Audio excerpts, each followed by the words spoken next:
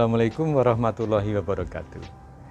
Sahabat sekalian, kelihatannya bahasan mengenai obesitas ini cukup panjang karena memang hal ini menurut saya sih menarik dan ada hal yang bisa kita lakukan untuk memperbaiki, untuk meningkatkan kesehatan kita terkait dengan masalah obesitas ini. Nah, sering pertanyaan yang timbul adalah apakah keturunan atau kata lain, apakah kegemukan obesitas ini ada diturunkan atau terkait dengan faktor genetik? Kalau kita lihat, saya sendiri punya teman, saya amati ketika saya masih SMA, itu satu keluarga itu cenderung gemuk, obesitas. Nah, dan obesitasnya itu muncul mulai awal dari pertumbuhan. Jadi awal dari saat SD, SMP dan sebagainya, dan ketika SMA betul-betul sudah obesitas. Sahabat sekalian, ternyata bahwa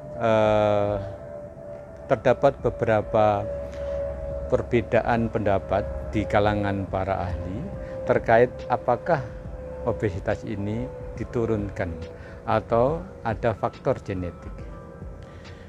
Di satu sisi, beberapa ahli menyatakan bahwa walaupun perannya tidak besar, tapi ada gen tertentu itu yang memang berkaitan dengan risiko obesitas pada satu keluarga.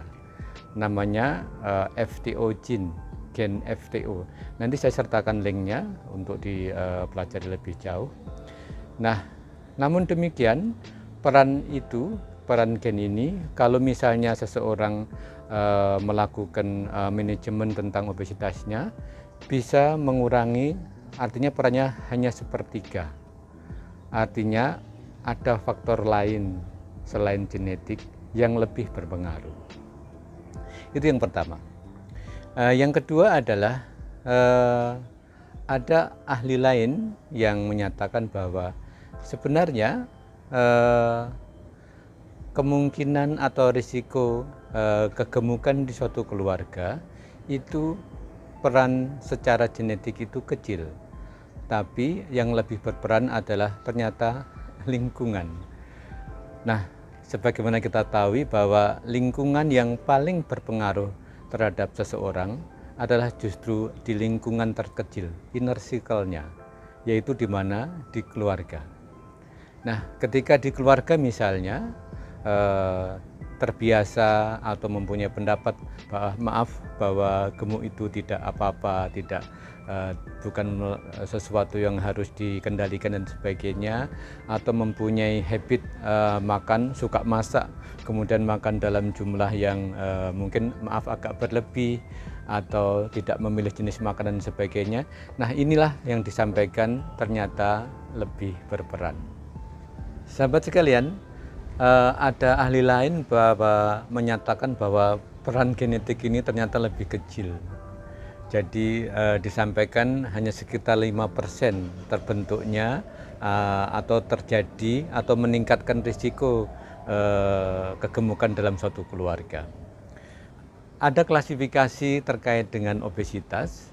Yang pertama adalah yang tidak terkait dengan gen, tapi yang satu terkait, inherited dengan gen. Nah, yang terkait dengan gen disebut monogenic obesity. Sedangkan yang kegemukan pada umumnya, yang mungkin masalah lingkungan, pola hidup dan sebagainya, itu disebut polygenic obesity. Karena sebenarnya, dan yang sudah diterima oleh semua kalangan, bahwa terjadinya obesitas adalah kompleks, artinya banyak faktor yang terpengaruh. Nah, sekarang tentunya kan kita tidak bisa nerima aja, nah memang keluarga saya cenderung gemuk, nenek, kemudian keluarga ayah bunda, kemudian saudara saya gemuk, ya gimana lagi. Nah, ada ahli yang menyarankan bahwa bagaimana Anda mengalahkan sesuatu yang dibawa oleh gen itu. untuk menjadi lebih sehat dengan menurunkan berat badan. Yang pertama adalah kita dengan berdiet. Diet artinya apa? Menata intake kalori kita. Entah itu jenisnya atau jumlah kalorinya. Kita sudah pernah diskusi, nanti silahkan lihat di linknya, yaitu kita harus mengurangi intake kita. Jadi dibikin defisit kalorinya.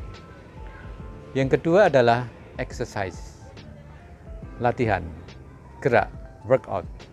Kenapa? Jelas sekali bahwa dengan kita beraktivitas yang ditujukan betul-betul dengan berolahraga, itu akan membakar kalori. Jadi kita lihat intake-nya dikurangi, dibikin kalori defisit, juga kalorinya dibakar, sehingga nggak disimpan. Sehingga kalori yang kita makan hanya cukup untuk menjalankan kehidupan sel-sel kita untuk melakukan aktivitas sehari-hari. Kemudian yang lain lagi adalah istilahnya mind your gut. Artinya betul-betul diperhatikan bukan hanya jumlah kalorinya tapi apa yang dimakan.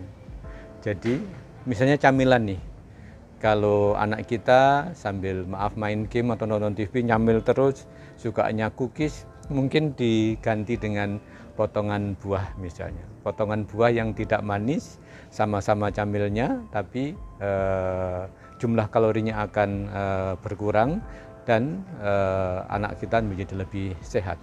Kemudian yang lain adalah justru tidur yang cukup. Jadi kadang-kadang di masyarakat punya pendapat bahwa kalau tidurnya kurang, artinya banyak aktivitas, malam misalnya, entah itu belajar atau mungkin begadang, mungkin bisa menurunkan berat badan. Ternyata salah. Jadi justru untuk bisa menurunkan berat badan, seseorang justru disarankan untuk tidur yang cukup. Mungkin bisa kita diskusikan satu topik ini. Kemudian yang lain adalah manage your stressor. Jadi kendalikan stres. Karena stresor ini salah satu larinya adalah bisa menjadi justru banyak makan, bulimia istilah kita. Jadi artinya kesimpulannya bahwa kalau toh di keluarga kita ada peran, ada faktor keturunan, ada faktor genetik yang kemungkinan diturunkan untuk risiko meningkatkan berat badan, bukan berarti bahwa itu harus bisa diterima, tapi tetap aja banyak cara, banyak hal yang bisa kita lakukan untuk menjaga berat badan kita diturunkan menjadi berat badan yang pada rentang yang normal. Jadi demikian sahabat, semoga hal ini memberikan pemahaman yang lebih baik. Silahkan ceritakan pengalaman atau ajukan pertanyaan, nanti akan kita bahas pada sesi ASMI, Tanya Dr. Yan. Demikian, take care, stay healthy, see you tomorrow. Mari dukung channel ini dengan memberikan like, share, comment, and subscribe.